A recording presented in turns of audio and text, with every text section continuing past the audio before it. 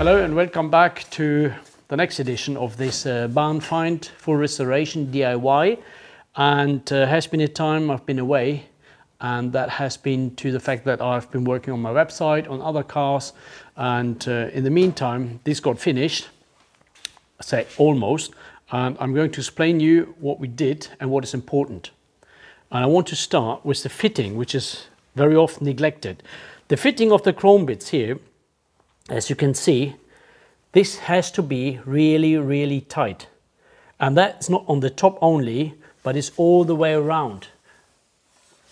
And here you have to check that. There has to be the place for the rubber gasket, but it really has to be. Otherwise, you get exhaust fume when you have, especially in the coupes, when you have the window down, you have a vacuum in the car, and then you get the exhaust fume sucked in through every single little hole you have here, which could be this one, which could be from the lights, which could be from the tailgate, or anywhere.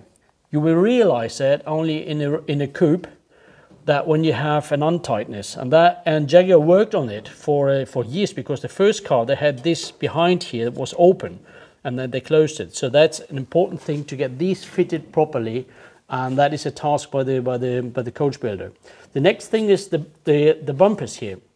You see this line here is about the same. We try to get here 2 millimeters, 2.5 millimeters all around. On the early cars, this has been even closer. I will show you why. And I have prepared the seals.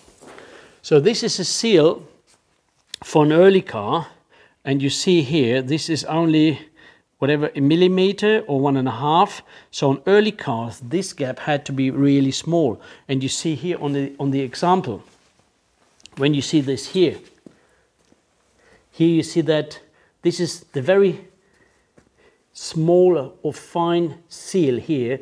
That's the one. So these bumpers all around here, they have to be, on the early cars, it was really tight. Later, they used this seal, and this is what we are using, and you see the difference is lot larger. So you have the gap here, this is the gap, and this is the gap, and this gives you a tolerance to adjust the bumpers. And not enough with that. This is the very early cars, so working on the cars is really a challenge. Has to be that tight. Later cars, you had a larger gap there, but then the Series 2 and Series 3 cars, I show you, they had these rubbers. And you can imagine, so this bit here gives you a lot more space in accuracy for the adjustment of the bumpers. So we started from the very fine on the early cars, front rear bumpers all around, and that is how you recognize a good craftsmanship.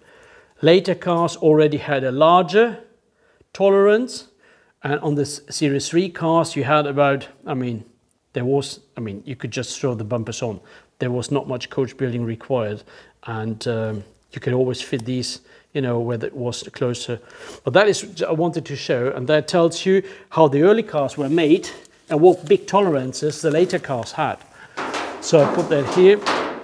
Then you come around, and you see that all had to be fitted, like the tailgate. That need to be fitted. And the bumpers here as well, the same. And we also, you also make sure that all your chrome panels are fitted. The light has to be fitted, and now is still the time to adjust a few things. You see that here, there's still a millimeter for the paint. If this would be too close, I'll get you the lights here. So you see here, there is still a little gap. That's for the paint. You consider that for the paint. Otherwise, if that would be close already, you would have problems getting the window frame in. You mount the side chrome pillars, the A-post pillars, and it has to be fitted here as well. and you see here, it is really crisp. The door lines here, you see these lines here, and these are really sharp. And that is important because you want to get that. If they are too thick and you get the paint on top of here, you will always scratch, and it's so difficult to get that right. So as thinner the door is in here, and you have to consider you get some paint and filler on here. You see how narrow that is. And I've seen cars where this, after painting, became so narrow that this side stuck in here and bends it inwards. So you always need to watch this area here very carefully for the coach builder. And this is now, so, and what I'm saying, fitting is the most important. That's a preparation, and this is really nice. So the rest is be done by the painter. I'm not doing that. That's a paint job guy. And the same here with the bonnet. That is perfectly adjusted and is squared here. It's not sitting in the support bracket here, but this is squared, and very important to get this flush. This has to be flush all the way through, and you get that down, and then this is really in line, and that is what you want. Inside all looks clean, and here I need to ask you a favor. Who of you can supply? I'm missing this panel here. That's a cover plate over the automatic gearbox. So this is for the automatic, easy to recognize, but I'm missing this plate. If someone of you has that, I'm very happy to take it. Otherwise I'll have to make one. But I know they have a bubble here as well for the gear changer, for the gear lever, for the automatic. But all the rest you see here is all done and very nice, ready for the painter, and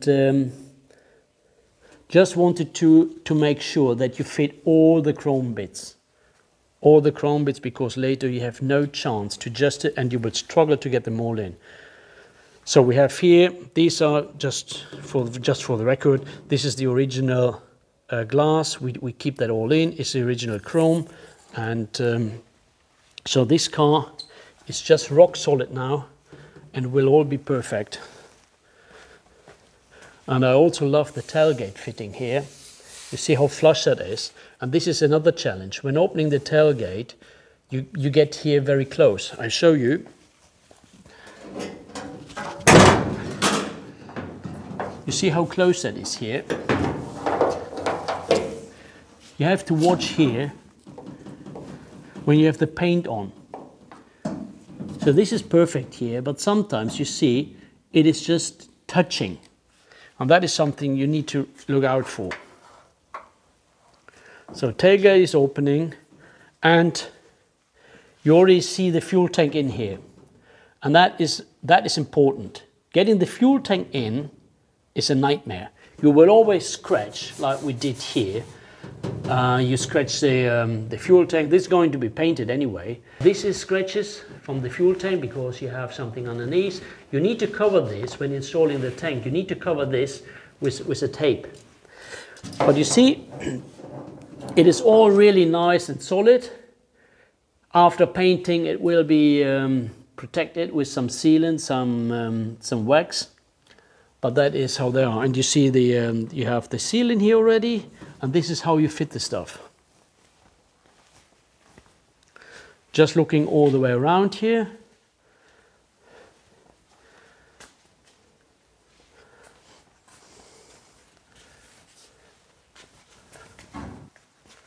So now we're just opening the bonnet, and let's see. So this is, yeah, this will be disassembled again for painting, but all the rest is there. You see that the picture frames, this is all raw, but it will, this is the documentation of the car. That is what you want to do, because in the end, if one day you want to sell the car, how does the new owner knows what you have done and how does it look underneath? So this is a real solid car which will give great pleasure to the driver. And I'll show you another thing in the front for the chrome.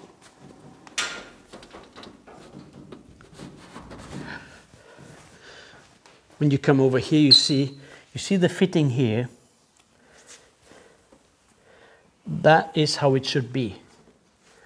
And not when I see that you can put your fingers here underneath. Sometimes you have that. And you see these are, by the way, these are the later original glasses. This is the marking for the later ones. So this is a 66 car, that's all correct. And you have Phillips screws, not the slotted ones. But here again, the fitting of the side lights is perfect. And that is how it needs to be. Watch the fitting here, there, the screw is missing here. But when that is done, this is all perfect. And yeah, if you don't fit them, you will see cars where you put your hand and finger through. The reason for the fitment is it's going to be tight when you drive through the rain. So fitting is most important before painting. And then you have all the pleasure and joy when assembling the car. If you have any questions or comments, just leave a note, drop me a mail. You know my website. I will post more details under the Insider chapter, and you can also contact me via there. It is e-type s1.com, and you will find me there.